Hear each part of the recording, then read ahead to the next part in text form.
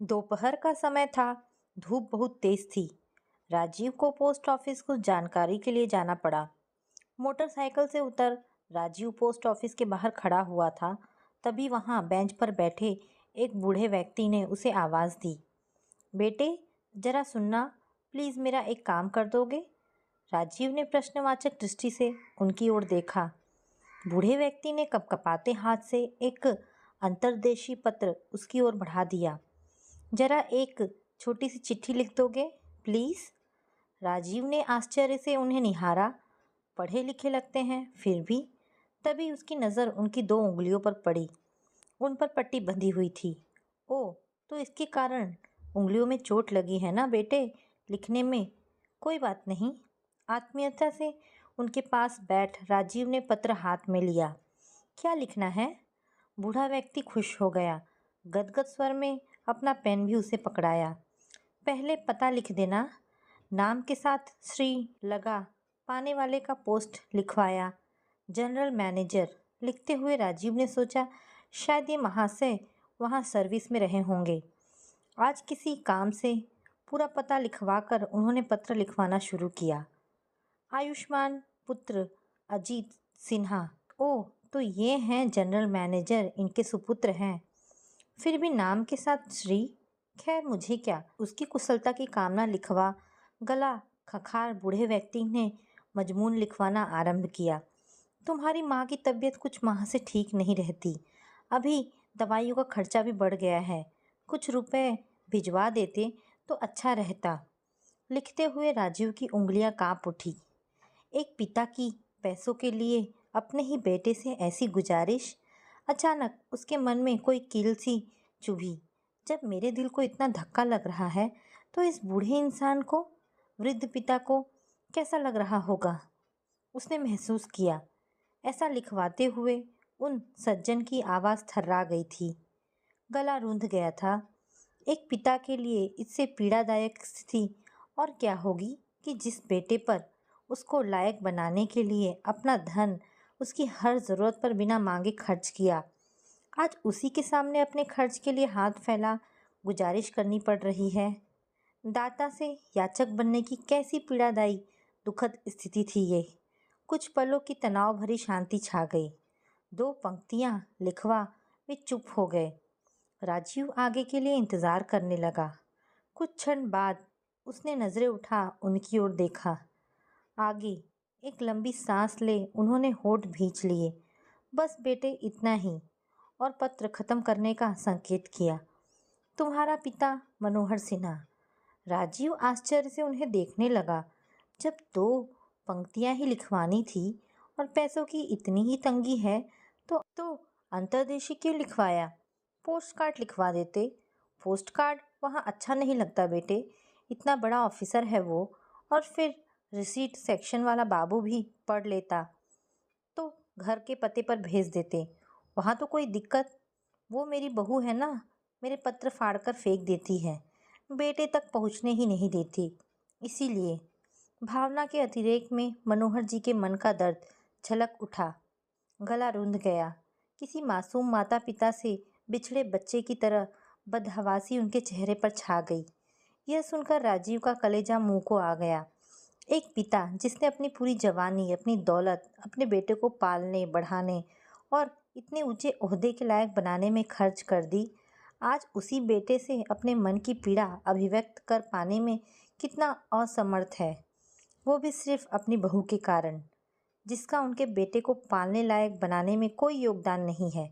उसे तो already settle, पूर्ण लायक एक इंसान पति के रूप में मिला था और उस पर पूर्ण अधिकार जमा उसकी पूरी कमाई पर कुंडली मार वह सास ससुर को ठेंगा दिखा रही थी, जिनके त्याग के कारण ही पति इस कमाई के लायक बना था। कुछ क्षणों तक पीड़ादायी स्तब्धता छाई रही। फिर मनोहर जी ने होठों होठों में थैंक्स बुदबुदा उसके हाथ से पत्र लिया, सामने खिड़की पर रखे गोंद से चिपकाया और डाक के डिब्बे में डाल थके हारे कदमों से गेट की ओर धीमी गति से बढ़ गए। राजीव की ओर उन्होंने गर्दन उठाकर देखा तक नहीं। राजीव उनकी विक्षत मनोस्थिति समझ रहा था। यदि एक बार भी राजीव से उनकी निगाह मिल जाती, निश्चित था कि उनकी आंखों से आंसू ढुलक पड़ते। मनोहर जी के जाने के बाद भी राजीव कुछ देर तक वहीं जड़वत बैठा रहा। आधे घंटे बाद अपने काम निपटा राजीव घर की ओर रवाना हुआ। चौराहे पर रेड सिग्नल होने पर जो ही वह रुका, बाईं ओर मनोहर जी जाते दिखे, पसीने से लथपथ, छड़ी टेकते, कांपते कदमों से। राजीव स्तब्ध रह गया। मनोहर जी ने अपने पते में शिव कॉलोनी लिखवाया था। शिव कॉलोनी यहाँ से अभी 1 किलोमीटर और दूर थी। तो इतनी दूर, इतनी गर्मी में? पैसों की तंगी के कारण पैसे बचाने की खातिर बेचारे टेम्पो भी नहीं कर रहे थे। कोई रिश्ता ना होते हुए भी राजीव ने मोटरसाइकिल उनकी ओर मोड़ दिया। उनके पास पहुँच उसने बैठने का इशारा किया। आइए बाबा, आपको छोड़ दूँ। बेटा, तुम काहे नाहक तकलीफ कैसी? मैं शिव कॉलोनी के आगे जा रहा हूँ, वहाँ मेरी साइट है, आपको उतार दूंगा। मनोहर जी का हृदय गदगद हो गया। इतनी धूप में अजनबी होते हुए भी आशीर्वाद में उसकी पीठ थपथपा वे उसके पीछे बैठ गए। जब घर आया उन्होंने आग्रह से उसका हाथ पकड़ लिया। 2 मिनट घर तो चलो बेटे। राजीव समझ गया वे उसे कुछ नाश्ता करवाना चाह रहे होंगे, मगर उनकी आर्थिक अवस्था भाप जल्दी का बहाना बना जाने लगा, तो उन्होंने कसकर हाथ पकड़ लिया। देखो तो, मेरे हाथ के लगाए नींबू आंवला है, इनका शरबत गर्मी में बहुत राहत देगा, इन्हें अतिरिक्त खर्चा नहीं करना पड़ेगा, आश्वस्त हो। राजीव अंदर आया। घर 2 मंजिला था। 35 वर्ष पूर्व जब इधर सुनसान था, नई सोसाइटी बनना शुरू हुई थी, मनोहर जी ने सस्ते में 2 प्लॉट खरीद लिए थे। एक में बैंक लोन ले घर बनवा लिया, दूसरे में बगीचा लगा लिया। शरबत पीकर राजीव को वाकई बहुत तरावट मिली। जाने लगा तो मनोहर जी की पत्नी शारदा प्लास्टिक थैली में बहुत सारे नींबू ले आई। राजीव को संकोच हुआ।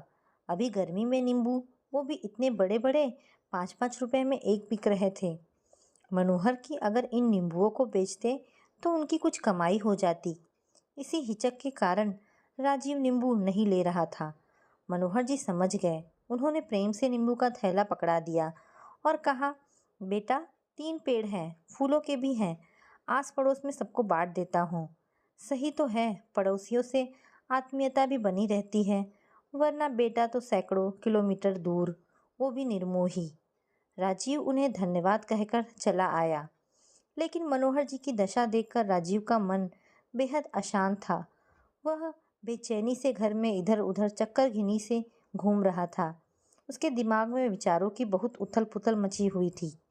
इन 15 दिनों में राजीव 3 बार उनके घर आया था। 2 बार पत्नी को भी साथ लाया। एक आत्मीयता बन गई थी उनके बीच। उसकी पत्नी सीमा के कारण पहली बार उन्हें बहू का सुख मिल रहा था। भले ही वो पराई थी, पर सास ससुर के समान सम्मान दे रही थी उन्हें। मगर आज जब राजीव आया तो उन्हें विचारों के भंवर में डूबता उतरता छोड़ गया। वे कुछ तय नहीं कर पा रहे थे कि राजीव के प्रस्ताव का क्या जवाब दे। ऐसे वक्त में उन्हें अपनी बिटिया माला की बहुत याद आई। काश यहाँ होती तो उससे सलाह मशवरा कर लेते।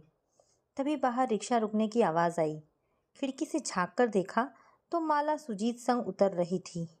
बेटी दामाद को देखते ही उनकी बूढ़ी रगों में जान आ गई। दौड़कर दरवाज़ा खोला, तब तक माला सुजीत बरामदे में आ गए थे। बेटी को गले लगा वे भावुक हो गए। बिटिया, तुझे ही याद कर रहा था और मैं आ गई। खुशी से किलक माला ने उनके चरण स्पर्श किए। उन्हें लेकर मनोहर जी अंदर आए।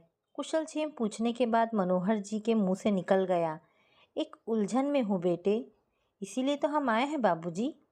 माला ने पूरी बात सुने बिना कहा, आपको राजीव का प्रस्ताव मान लेना चाहिए।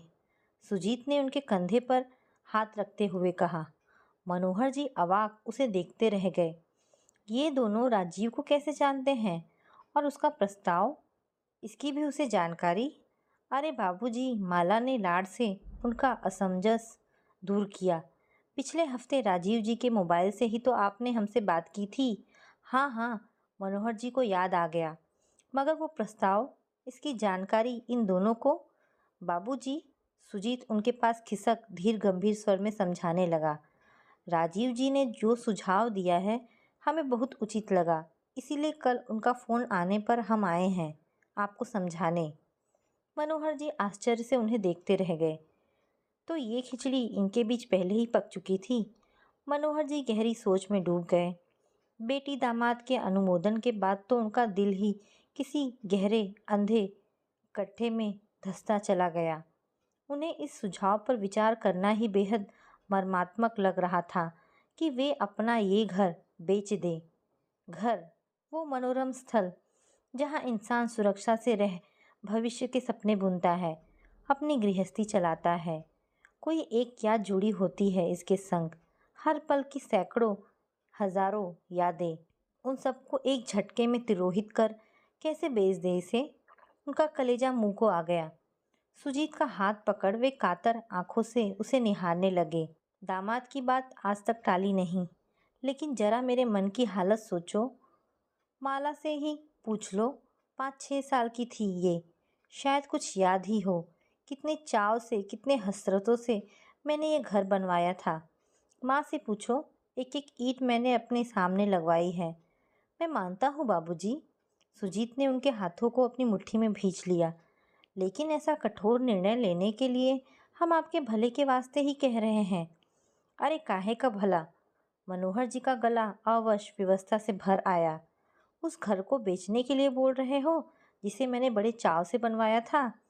चाव से तो बाबूजी आपने भैया को भी पढ़ाया था। दखल देती माला की आवाज़ थोड़ी शक्तता के साथ दर्द में डूब गई। क्या मिला आपको? बेटी माला की बात सुनकर मनोहर जी का मन सैकड़ों टन पत्थरों के नीचे दब गया। बेटे अजीत के लिए कितने सपने बुने थे उन्होंने। उसके उच्च अध्ययन के लिए इसी घर पर बैंक लोन लिया था उन्होंने। उसे चुकाने की जहमत तक नहीं उठाई उसने।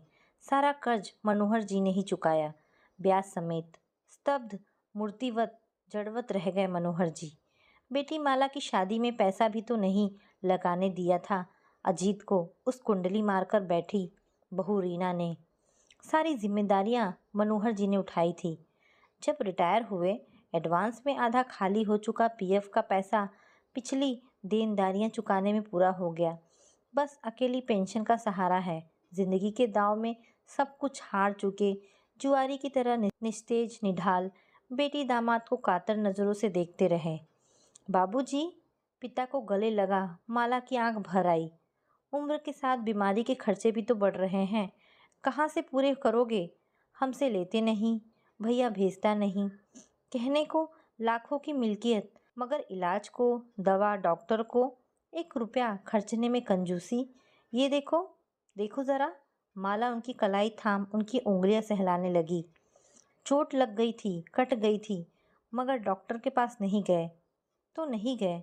घर का पुराना कपड़ा फाड़ उसी की पट्टी बांध ली। मनोहर जी ने होठ भींच लिए। अब वे ठंडे मन व शांत चित्त से सोचने लगे। माला और सुजीत वाकई सही सलाह दे रहे हैं। लाखों की संपत्ति होते हुए भी वे अभाव में जी रहे हैं। इलाज तक नहीं करवाते, पूरी जिंदगी यूं ही तकलीफ़ों में निकल जाएगी, मर जाएंगे। उसके बाद वो खुदगर्ज बेटा अजीत आएगा, सब ले जाएगा, जो आज झांकता तक नहीं। फिर क्यों तरस तड़प कर रहे। भारी हताश निरुपाय मन उन्होंने घर बेचने का निर्णय ले लिया। सारी रात नींद नहीं आई। सुबह उठे भी तो बुझे से। मौन चुप रह नित्य कम निपटाते रहे। 11 बजे के लगभग रजिस्ट्री करने के लिए निकले। घर के बाहर आ उदास बुझी आंखों से अपने घर को देखने लगे। अभी ये मेरा है, मेरा अपना घर। जब लौटेंगे किसी और का, पराया हो जाएगा, हमेशा हमेशा के लिए। हठात पास खड़ी माला बेटी को निहारने लगे। उसकी शादी का विदाई वाला दृश्य याद आ गया। ये भी उस दिन पराई हो गई थी। लेकिन इसके पराये होने और घर के पराये होने में कितना अंतर है। बेटी के पराये होने में रत्ती भर दुख नहीं था। मालूम था पराये घर की होकर भी मायके से जुड़ी रहेगी। लेकिन यहाँ तो उनका लक्ष्मी निवास सदा सर्वदा के लिए पराया हो जाएगा। एक ठंडी सांस ले उन्होंने होठ भींच लिए। पास खड़े दामाद सुजीत ने संरक्षक भाव से उनके कंधे थपथपा राजीव की भेजी कार में बिठाया। वस्तुतः ये घर राजीव ही खरीद रहा था। उसका प्रॉपर्टी का बिजनेस था। जमीन, पुराने मकान खरीदना, मल्टी स्टोरी बनाना और फ्लैट्स बेचना। मनोहर जी के उस 2 पंक्ति के पत्र ने उसे बुरी तरह हिला दिया था। कोई रिश्ता जान पहचान ना होते हुए भी वह उनकी सज्जनता से द्रवीभूत हो उनका जीवन संवारने को तड़प उठा। सुजीत को फोन कर सारी योजनाएं समझाकर रजिस्ट्री के बाद वे तब राजीव के घर गए। दोपहर व रात का भोजन राजीव के घर ही था। देर रात वे लौटे। लक्ष्मी निवास में प्रवेश करते समय मनोहर जी के कदम हठात ठिठक गए। सुबह गए थे तब बेटी का ख्याल मन में आया था। अभी लौटे तो बेटे का आ गया। कितनी उम्मीदों से पाला था उसे। कर्जा लेकर उच्च अध्ययन के लिए भेजा। शादी में पत्नी शारदा के गहने भी बहू को चढ़ा दिए। लेकिन बेटा सुंदर पत्नी के मोहपाश में ऐसा बंधा कि माता पिता के मोह के बंधन को भूल गया। भूले बिसरे याद भी नहीं करता। पराया हो गया इस घर की तरह। मनोहर जी का मन कसैला हो उठा। बेटी के पराये होने और बेटे के पराये होने में कितना अंतर है। बेटी पराई होकर भी माता पिता का ध्यान रखती है और बेटा पराया होता है तो माता पिता बीच मझधार में डोलती बिना पतवार की कश्ती हो जाते हैं। ठंडी सांस ले मनोहर जी अंदर दाखिल हुए। सारी रात मनोहर जी को नींद नहीं आई। बार बार उठ पागलों की तरह पूरे घर के चक्कर लगाते। कभी दरवाज़ों से लिपटते, कभी दीवारों से। फर्श पर निढाल हो शून्य आंखों से छत को टकटकी लगाए घूरते। खून पसीने की कमाई से बनाए अपने घर को बेच देने की टीस से उनके मन का संताप निरंतर बढ़ता जा रहा था। जब व्यग्रता का लावा मन में उबलने लगा तो एक खंबे से लिपट फूट फूट कर रो पड़े। आज तुमने भी मेरा साथ छोड़ दिया। उस पर अपनी कमाई लुटाई, तुम पर भी। उसने तो कब का किनारा कर लिया। आज तुम भी धोखा दे गए। ऐसा मत कहो बाबूजी। हठात मनोहर जी को लगा वो खंभा झूठे इल्ज़ाम की पीड़ा से तड़प उठा है। हमने आपको कोई धोखा नहीं दिया। हमने तो आपका जीवन संवार दिया है। हाँ बाबूजी। मनोहर जी को लगा खंबे के साथ अब घर की दीवारें, खिड़की, दरवाजे सब रो रो कर गुहार लगा रहे हैं। ज़रा गहराई से सोचो। अब आपको किसी भी तरह की चिंता नहीं करनी पड़ेगी। मनोहर जी विस्फारित नज़र से सोचने लगे। 40 लाख में राजीव ने उनका घर खरीदा। 15 लाख में उसकी एक मल्टी स्टोरी बिल्डिंग में फ्लैट दिलवा दिया। 15 लाख की बैंक में एफडी। 10 लाख में उसकी नई बन रही इमारत में एक फ्लैट बुक करा दिया कि साल भर में इमारत बनने पर, भाव बढ़ने पर उसे बेच फिर दूसरी नई इमारत में घर बुक कर देंगे। अब सोचो बाबूजी, आपको खर्च की रत्ती भर भी चिंता रहेगी? हतप्रभ मनोहर जी की बूढ़ी हड्डियों में जान आई। बेटे ने तो बेजान जान यादों के कूड़ेदान में फेंक दिया था, लेकिन इस बेजान घर ने उनमें जान डाल दी। मनोहर जी अब बड़े प्रेम से उन बेजान दीवारों, खंभों, खिड़कियों और दरवाज़ों को दीवानों की तरह चूमने लगे। नहीं नहीं मेरे लक्ष्मी निवास, तुम बेजान नहीं, तुम तो अपने बाबूजी में जान डालने वाले सच्चे सपूत हो। मनोहर जी ने दूसरे ही दिन राजीव के कहे अनुसार सारे कार्य कर अपने बुढ़ापे को चिंता मुक्त किया। अब उन्हें अपनी और शारदा की ज़रूरत के लिए उस निष्ठुर बेटे बहू का मुंह ना देखना पड़ेगा। मनोहर जी और शारदा जी अब बेटे के रूप में राजीव को पाकर बहुत खुश थे। पराया होने के बाद भी राजीव को उनकी कितनी चिंता है। एक उनका कोख जना बेटा है जिसने अपने बूढ़े माँ बाप की खोज खबर तक लेने की फुर्सत नहीं है। मनोहर जी और शारदा जी आज राजीव को ढेरों आशीर्वाद दे रहे थे, क्योंकि आज राजीव के कारण ही उन्हें बुढ़ापे की लाठी मिल गई थी। तो दोस्तों, ये कहानी यहाँ पर समाप्त होती है। आशा करती हूँ आपको ये कहानी पसंद आई होगी। अगर आपको कहानी पसंद आई है तो प्लीज़ इसे लाइक एंड शेयर करें। धन्यवाद दोस्तों।